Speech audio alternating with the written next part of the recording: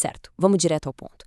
Imagina a seguinte cena. O João, um desenvolvedor júnior, super focado, mas um pouquinho estressado, tá lá encarando a tela. Ele tá tentando absorver o temido domínio 1 para a certificação CIS do ServiceNow. É bem nessa hora que a Helena, uma baita especialista veterana, entra em cena para uma mentoria dinâmica. O que a gente vai fazer nessa nossa análise de hoje é justamente acompanhar essa conversa, transformando aquele guia denso de 18 páginas em algo muito, mas muito mais tranquilo de dominar. Para tirar aquele peso dos ombros do João, a Helena mapeia todo esse conteúdo, que, convenhamos, representa uns bons 15% da prova. Ela divide tudo em 6 capítulos super digeríveis: Fundamentos e Hierarquia CMDB, o CI Class Manager, Identificação e Normalização, Reconciliação, Relacionamentos e Modelo CSDM e, por fim, Padrões Seguros de Ingestão. Vamos seguir esse exato roteiro. E a gente começa pelo começo, né? Capítulo 1, Fundamentos e a Hierarquia da CMDB. Afinal, não dá para construir uma casa sem um alicerce firme. A Helena já manda real para o João logo de cara com um conceito absoluto. A CMDB não é só um banco de dados qualquer. Ela é literalmente a fonte única da verdade para toda a infraestrutura de TI. A sacada que o João pega no ar é que ela armazena todos os itens de configuração, os CIs, e como eles se relacionam. É exatamente isso que permite rastrear mudanças e analisar impactos sem dor de cabeça. E pensa numa estrutura perfeitamente organizada. A CMDB usa um modelo de herança incrível. Temos as tabelas principais, as core, tipo a famosíssima CMDB CI, que funcionam como tabelas pai e fornecem atributos em comum. Logo abaixo delas vêm as tabelas filhas, ou subclasses, tipo hardware, computador e servidor. Cada tabela filha herda absolutamente todos os atributos da tabela pai e ainda adiciona seus próprios campos específicos. É muito inteligente. Analisando essa estrutura conceitual, o João solta aquela dúvida clássica que derruba muita gente na prova. Vem cá, as tabelas filhas também herdam as regras de identificação das classes pai? A Helena abre um sorriso e já lança as primeiras dicas de ouro. Sim, as tabelas filhas sempre herdam essas regras de identificação, com certeza. Além disso, se a gente faz uma busca numa tabela pai, ela vai trazer os registros de todas as tabelas filhas juntas. E a dica suprema para a prova: evite ao máximo criar tabelas customizadas se já existir uma subclasse nativa prontinha para aquele cenário.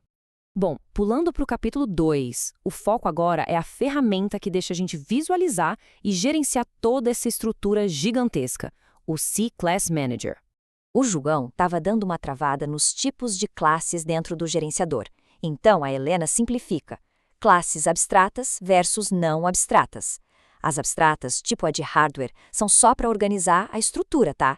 Elas não guardam registros reais de CIs. Já as não abstratas, como a de servidor, são as que a gente usa no dia a dia para criar e guardar os CIs de fato. O truque é lembrar que o Class Manager cuida da estrutura da casa e não dos móveis dentro dela. E por falar nos móveis, os nossos dados, o capítulo 3, mergulha na identificação e normalização. É aqui que entram os motores automáticos para não deixar o sistema virar uma bagunça. Apresento a vocês o primeiro motor essencial, o Glide Identification Engine, ou só GIE. A função dele é garantir a unicidade. Ele usa identificadores, que são combinações com diferentes prioridades de atributos, tipo o número de série ou o endereço MAC, para bater o martelo se um CI é realmente único e já está na base, evitando a criação daqueles registros duplicados que ninguém suporta. É muito normal misturar as coisas aqui, e o João quase caiu nessa pegadinha. A Helena separa muito bem para evitar armadilhas no exame. Enquanto a identificação foca no CI inteiro para checar a unicidade antes da reconciliação, a normalização usa o NDS para padronizar os valores.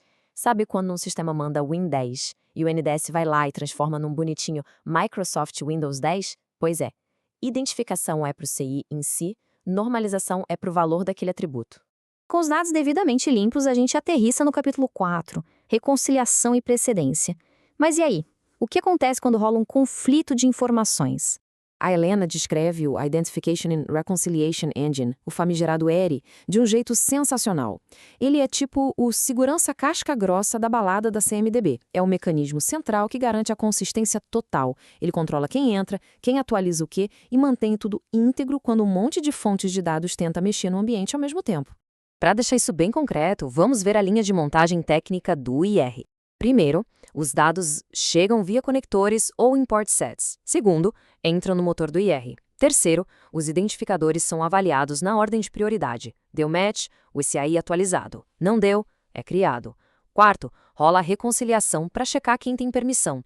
E quinto, a gravação final com log. É um processo redondinho.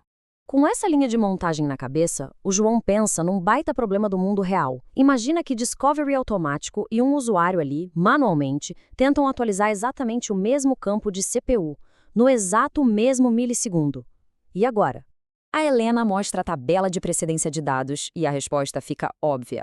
A regra não tem erro. O maior número é a fonte com mais autoridade e é ela que ganha a briga. O Discovery tem precedência de 10.000, então ele esmaga a entrada manual que só tem 100. Se não fosse por essa regra, os valores iam ficar piscando entre as duas fontes e a integridade dos dados ia para o espaço. Legal, chegamos ao capítulo 5, Relacionamentos e modelos CSDM. É a hora de, literalmente, conectar os pontos dessa infraestrutura gigante. A Helena deixa bem claro que escolher o tipo de relacionamento não é só perfumaria, é a base para qualquer análise de impacto. A gente tem os relacionamentos dependentes, que são vitais para identificar o CI corretamente, tipo, uma aplicação não existe sem o servidor onde ela roda, certo? E temos os não dependentes, que são mais descritivos e a gente pode remover sem quebrar a estrutura lógica principal.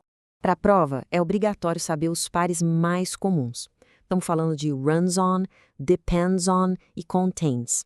A Helena bate na tecla de que toda a modelagem, do esquema aos nomes, tem que estar cravada no CSDM, o Common Service Data Model. Inventar moda aqui é pedir para criar estruturas paralelas que não servem para nada. E, finalmente, o capítulo 6, Padrões seguros de ingestão. Ou, em outras palavras, como garantir que todo esse seu suor não evapore na próxima atualização do ServiceNow. O João, na maior inocência do mundo, pergunta se pode só dar uma ajustadinha rápida num mapa de transformação nativo. A Helena quase aciona um alarme vermelho na sala. Esses são os piores antipadrões possíveis. É proibido editar padrões de discovery nativos, não se deve alterar mapas de transformação originais e jamais modifique ou exclua regras que já vêm no sistema. Ela repete isso com tanta força que vira um mantra sagrado para qualquer administrador ServiceNow e a chave para o exame CIS. Nunca modificar objetos out of the box. Se aventurar por aí é assinar um atestado de dor de cabeça e quebra de sistema nos futuros upgrades. Mas e para colocar dados customizados, como a gente faz? A Helena dá a receita dos padrões seguros. Vai criar campos ou tabelas? Usa o prefixo U e cria extensões. Isso blinda o núcleo da CMDB.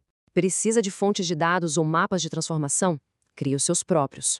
Assim a gente tem controle total das customizações e as regras originais de fábrica ficam lá sãs e salvas. E é assim que a gente encerra essa mentoria, com a estrutura da CMDB totalmente desmistificada, sabendo a diferença exata entre identificação e normalização, dominando a precedência de dados e respeitando as regras out of the box, o João deixou de ser um candidato estressado e virou um candidato preparado. E fica a provocação final para quem está acompanhando essa análise. Dominando todos esses motores e regras de ouro, quem aqui já se sente com a faca e o queijo na mão para gabaritar o domínio 1 do CIS? O conhecimento estruturado sempre vence a confusão. Até a próxima!